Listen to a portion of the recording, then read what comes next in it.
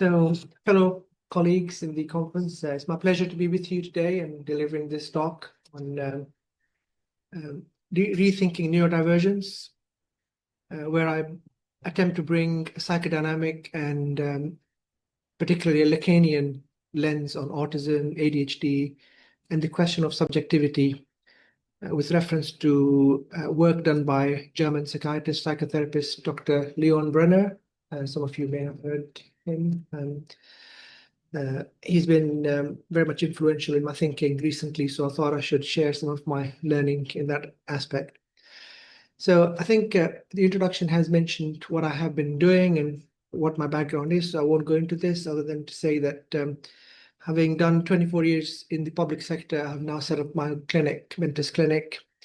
And Mentis Clinic is we're aspiring for this to be an international mental health service. We're based in the UK currently, and we have operations headquarters in Beverley, East Yorkshire. It's a lovely town in the northeast of England. If you ever come to England, we have one of the oldest structures there, 1,000-year-old Beverley Minster, and some nice boutique shops there. So that's where the clinic is based. I live in Hull, East Yorkshire, which is the bigger city there, about 250,000 population, quite vibrant nightlife. And again, it has a minster by the name of Hull Minster. So history, modernity combined in that part of the world. And then we are expanding into Asia. So I've headquartered my Asia setup in Pakistan, where I'm originally from. And we're also having a presence in the US, Phoenix, Arizona, where I have friends and some family contacts. So I'd like to bring the reorientation in my presentation by saying that we'd like to move away from brain-focused framework to examining neurodivergence through a distinct subjective entity. And rather than viewing the neurodivergent conditions as deficits requiring remediation, we would like to consider them as particular modes of relating to language, meaning, and the external world.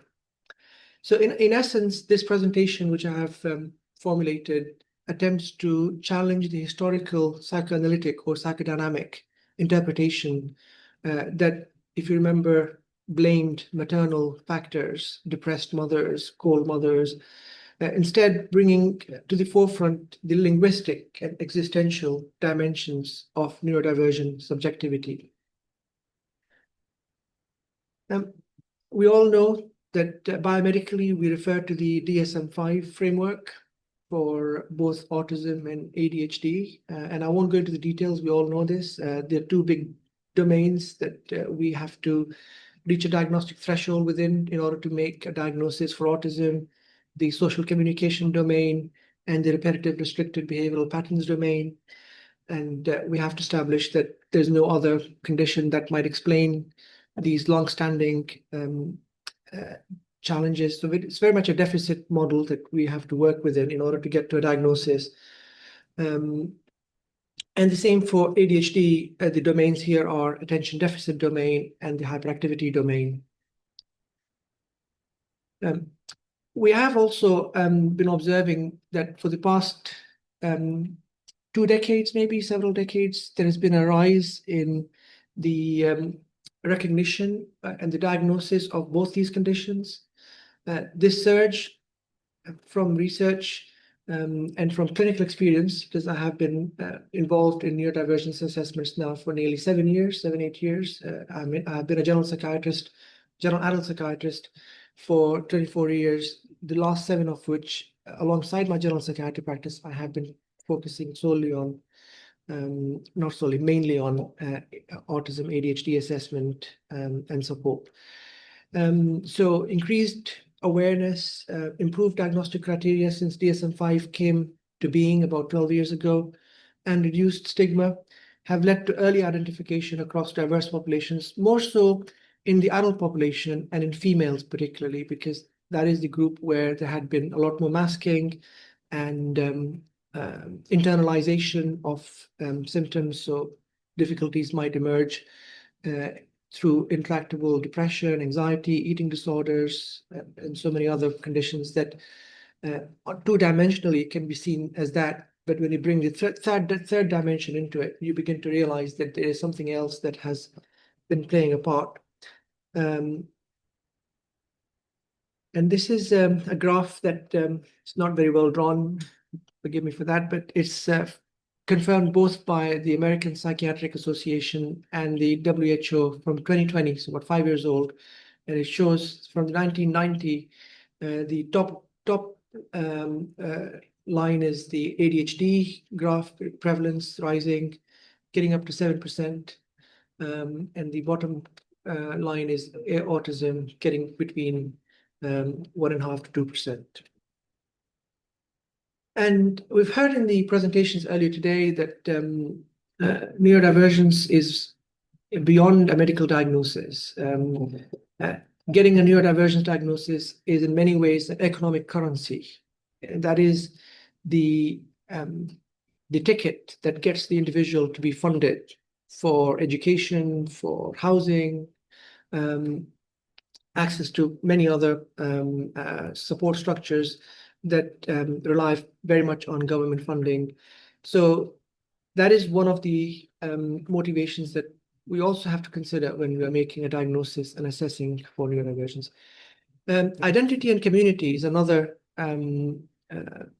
factor in the seeking for an assessment of autism and ADHD diagnosis, because the diagnostic confirmation of either of those conditions or both of them in some cases function as markers of belonging, fostering that, oh, I am now part of this community, I belong. Whereas prior to that confirmation, one is floating, not knowing whether they are or not, and they're having to work very hard at masking and conforming to their neurotypical majority around them. And also from a psychodynamic perspective, it provides a distinct clinical category away from the typical neurosis, perversion, and psychosis categories that psychotherapists rely on when considering where to position oneself in the transference space. Jacques Lacan, French psychoanalyst, he says, love is giving something you don't have to someone who doesn't want it. Which is perfect for reflecting on the therapeutic alliance, especially when patients reject your neurotypical assumptions or interventions. And this is a call for us to change the paradigm or shift our paradigm. And it also applies to parental projections and masking, parents giving support when children don't necessarily need it or don't necessarily want it.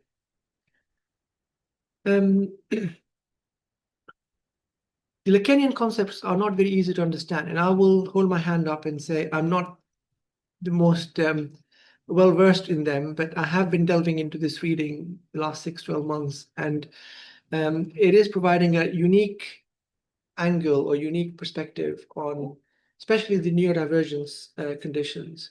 So just to help us delve deeper in this, I'm going to introduce 3 main concepts in the Lacanian psychoanalytic theory.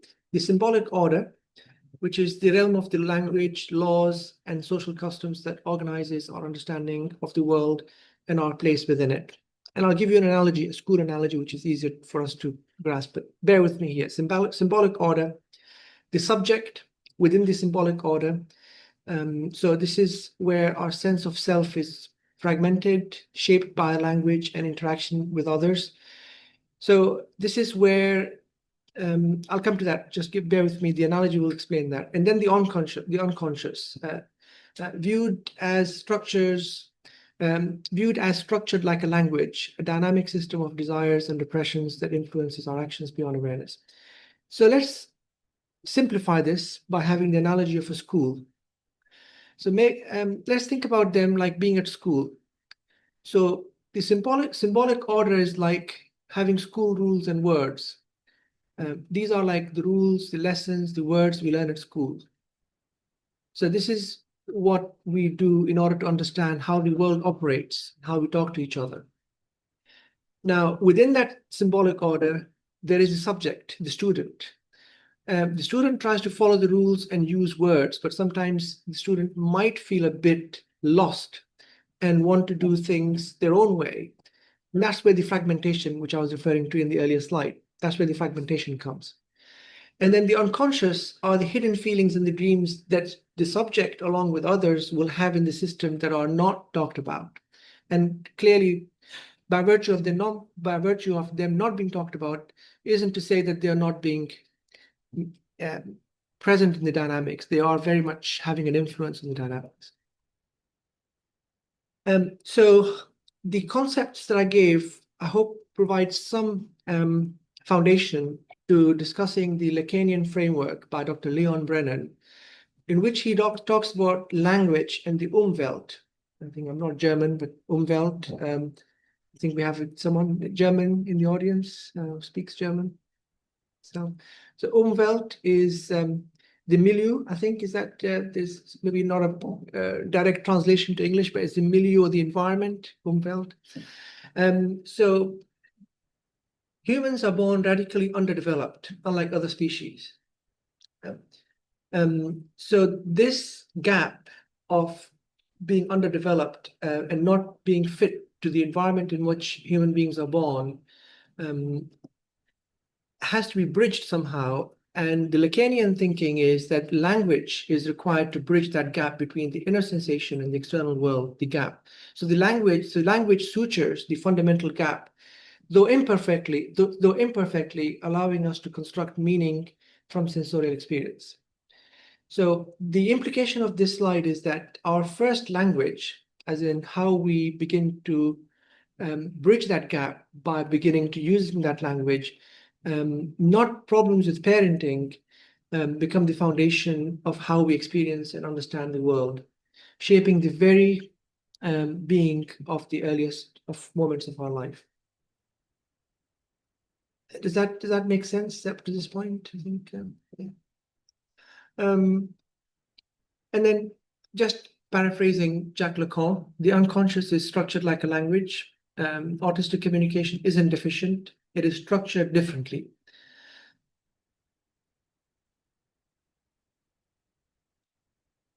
Let's also understand the concept of alienation, which happens in neurotypical individuals and where neurodivergent individuals sometimes struggle. So birth and separation. The infant experiences rupture from the intrauterine homeostasis that they've been used to for several months in the womb of the mom.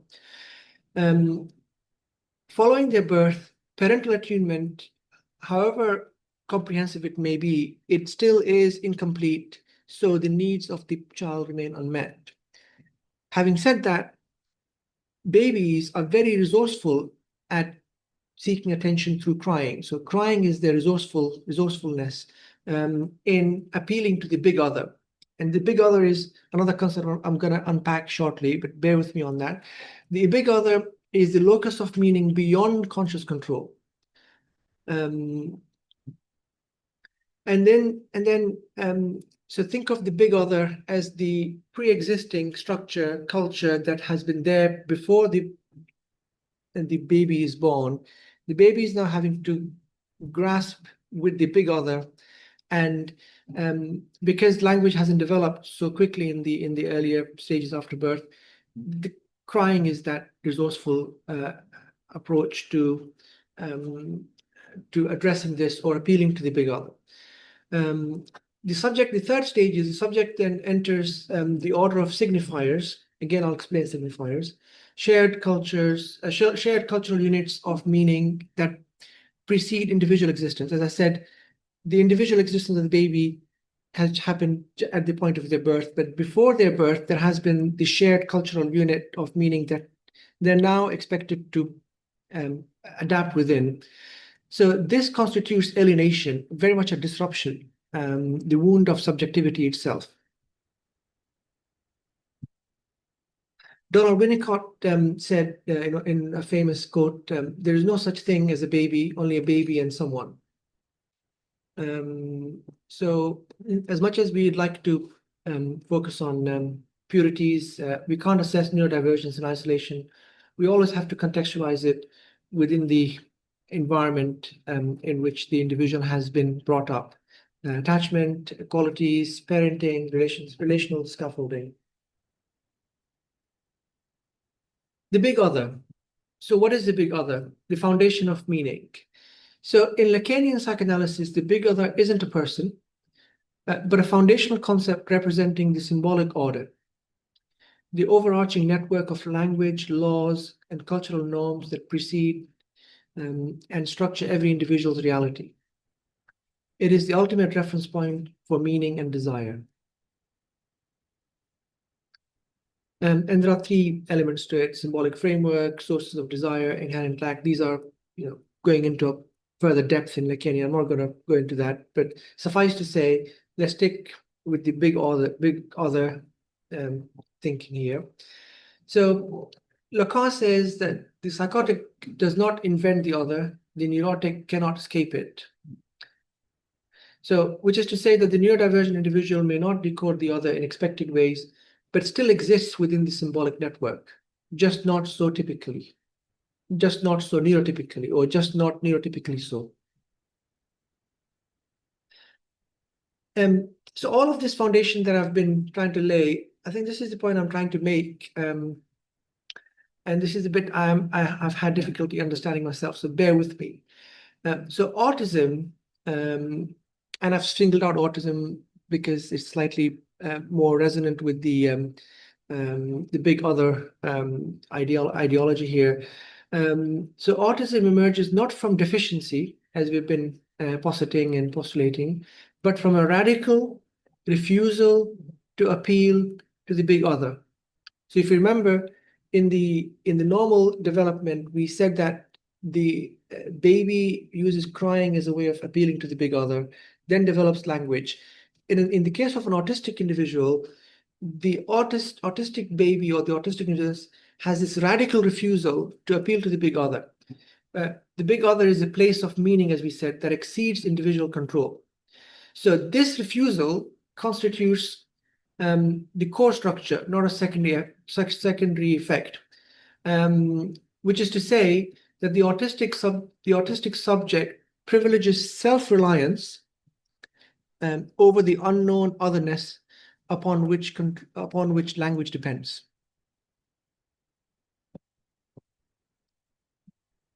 I think it's going a bit deep. Let me know if I'm making sense here or not. I can explain a bit more. We don't have to wait for questions. We can become interactive here. If you have any burning clarifications, let me know. So the autistic subject has this radical refusal to appeal to the big other because they want to self-rely. They see that the big other is beyond their control, too scary for them to connect with, so they refuse to appeal to the big other, therefore creating that shield around themselves, and that creates a self-reliance over the unknown, where the language, so therefore the language then becomes limited. So clinically, this manifests as absence of eye contact seeking, diminished crying as appeal. So in a normal baby, they'll be crying as a resourcefulness. In this case, crying will be less. And alternative modes of sensorial organization. Yet this is not social withdrawal, by the way. Autistic individuals maintain rich relational lives. I think sometimes empathy is misunderstood as being deficient in autism or autistic subjects. I would posit that it is not. Sometimes autistic individuals are over-empathetic, but because of this radical refusal to appeal to the big other, that remains within themselves. We see examples of autistic subjects being very empathetic with animals, for example. So that's a prime example of that. It is a joy to be hidden and a disaster not to be found, says Donald Winnicott. So neurodivergent individuals often mask to survive, yet ache to be recognized, as I said earlier, especially women, late diagnosed adults, people with intellectual ability and high IQ.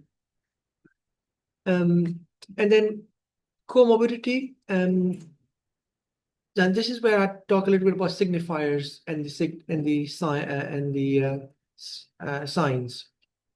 So refusal of the order of signifiers, which is the big other, alternative linguistic access based on signs rather than symbolic meaning. So whereas an individual who does not have autism, who is neurotypical, will appeal to the big other through language, an autistic individual will refuse to appeal to the big other because of their self-reliance, and therefore their language use is limited. And within this linguistic space, the autistic individual relies more on signs, not signifiers. So signs, think of signs as the rigid ways of denoting something. So say there's a smell of fire, which will indicate fire. That's a sign. However, an autistic individual will have difficulty relating to signifiers, which can be abstract, relational, so they may not understand what a wink would communicate or would convey. They may not grasp the relational or the cultural context of something. So these are signifiers. So refusal of the order of signifiers leads to alternative linguistic access based on signs rather than symbolic meaning. And in ADHD and OCD, which are again other neurodivergent conditions, it's slightly different. So shared element, there's still a resistance to the environmental reliance on the big other. But in ADHD, it manifests as difficulty internalizing externally imposed order, and in OCD, there is a compulsive attempt to impose order on oneself. So these are some of the variations there. Frantz Fanon, West Indian psychiatrist, in the earlier 20th century, said that sometimes people hold a core of trauma, not identity. So trauma and neurodivergence often intertwine, and it's very difficult to again disentangle the two. Many late diagnosed adults internalize rejection, bullying, or invalidation, mistaking trauma for neurodivergence. So I've explained a little bit about signs and signifiers. These are my notes, by the way. I wasn't meant to show them here because if I lose the thread, I probably will remind myself. So getting to the end of my presentation now. So clinical implications. I think the message here is to move away from cure to care, from deficiency to listening, and to providing that ability to the individual to develop that language to appeal to the big other. So reframing autism as treatment. So autism represents the subject's particular solution to the gap between inner world and in the Umwelt, the environment. So therapeutic work here should harness on this and expand on freedom and satisfaction. And the aim here is that we should, and this is where I found the presentation before myself, motivation interviewing, I think quite resonant with what I'm referring to here. Developing symbolic language. Treatment should involve articulating scenes from the patient's life, building language that makes the milieu intelligible without imposing neurotypical modes of meaning making. The autistic subject accesses language through rigid signs, or through signs which I said, rigid context-based units rather than signifiers, which are arbitrary, culturally shared. So standard interpretive technique requires recalibration. And similarly for ADHD, slightly different. We have to reframe ADHD as a distinctive mode of relating to external regulation and facilitate internalization of regulatory structures, because emotional regulation is a big difficulty with ADHD.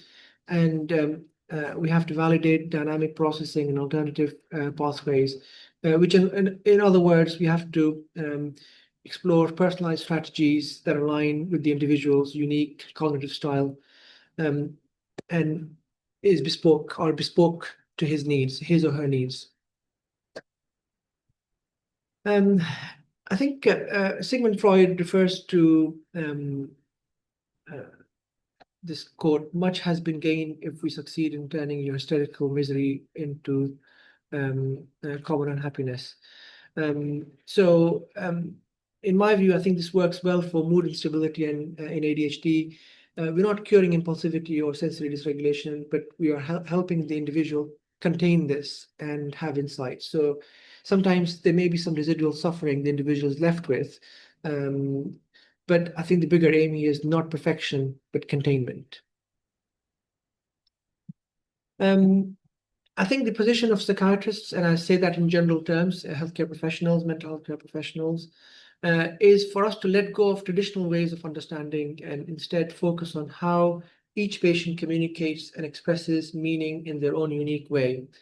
Our challenge, of course, is that we have to work within certain diagnostic criteria, but incorporating these, we still can use our individuality and individual clinical method in better understanding our patients, providing them with reflective listening, and also helping them develop that symbolic language to appeal to the big other. Just wanting to conclude on Wilfred Bion, who says that the analyst should have no memory, no desire. So we have to drop the checklist mindset, and we should approach every neurodivergent presentation without presupposing what autism ADHD looks like. So I think I'm repeating myself here. Reframing neurodivergence is one message I'd like to leave all of us with. And I'd like you to also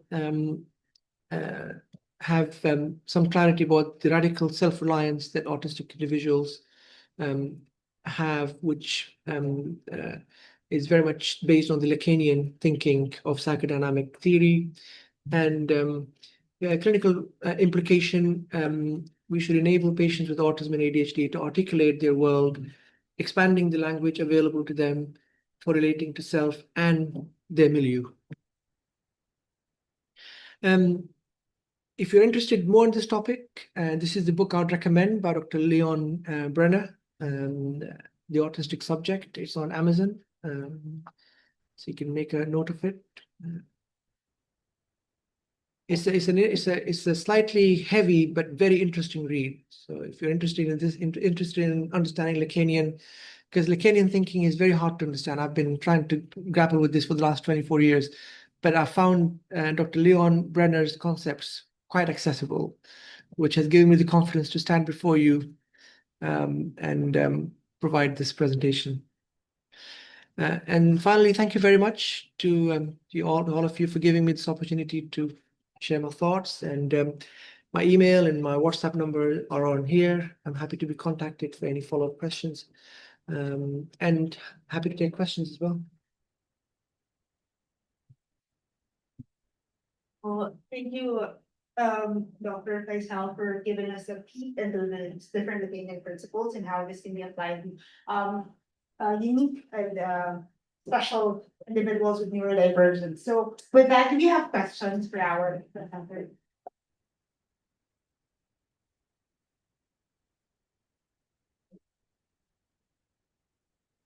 Would you mind going back to your conclusion slide so I can use the right language now? Yeah. Okay, so I was interested in the word refusal implies choice, I suppose. So refusal of the big other, and looking at it from a strengths and characteristics model, which I appreciate is a positive way to support people. But if the big other refusal can be worked through, which is that the kind of clinical aim of therapeutic intervention in this model, is to move through that big other refusal? And if so, is the implication that people with autism have all the skills they need when this barrier is removed, or would we still see those interpersonal deficits? And I can only come from my own experience, which is that even when the desire is there, the skill gaps are the thing that I would like to know how this addresses the skill gaps of people experience. Mm. I think this is a paradigm shift. Thank you for that question, Jasmine. Two questions. So this is a paradigm shift that helps us understand autism from this particular um, uh, analytic theory. And I think the way I would look at it is that it is I don't know how to simplify this for you. So the radical self-acceptance, the radical refusal to appeal to the big other, the idea of this Lacanian lens is in distinction to the deficits model that we have. So where we are with autism, we're focusing on the diagnostic criteria, that these are the checklists and so on. Here we are saying that the individual, and this may answer your second question, does have all the capabilities. They have very much the whole package, but because of their and refusal is of course implying a conscious choice here, but from this analytic perspective, maybe they're not referring to this conscious choice. Maybe this is at this very early stage when the baby doesn't have that choice. There is that shutdown somewhere from appealing to the big other. And that is what leads to the individual not realizing their full potential. So what Lacanian theory is trying to help us move along the lines of is that if we help the individual linkages with the big other, and that is through language, and that language could be, and this is an abstract thing as well. We're not talking about mother tongue, for example, or we're not talking about language in the like what English or French. We're talking about language that is helping the individual make linkages with the big other, and that may start from a position of trust, maybe a position of helping the individual do that discovery that others have made, but they had been left out on. So I think that's the paradigm shift that this helps us. And I don't think I have all the answers here. I'm just trying to present the paradigm shift that the model that we have, here's the problem, because there are so many deficits, and off you go. Here's your diagnosis, off you go. Often there is not this dialogue when someone is diagnosed with autism, or there's no treatment and cure. This is just a condition for life. You have to just adjust around it. The Lacanian thinking helps us actually work through this by having this new paradigm. What are the answers specifically? I don't know. And that's for us to go away and make out by ourselves, I think. Yeah. I think motivational interviewing that you presented, I was making a good linkage there when we talked earlier on in the coffee break. I think motivational interviewing may be because it's positioned at the individual's level and is very empowering for the patient, going at the patient's terms, using a lot of reflection and relying on trust building. That may be a method of building that language that Lacan is referring to, or Dr. Brenner is referring to, in order to bridge that gap. Yeah, sorry to go around the houses.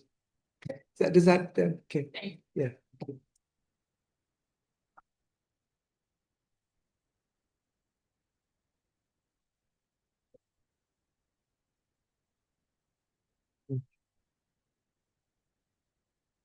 Okay. Thank you very much. So let me call on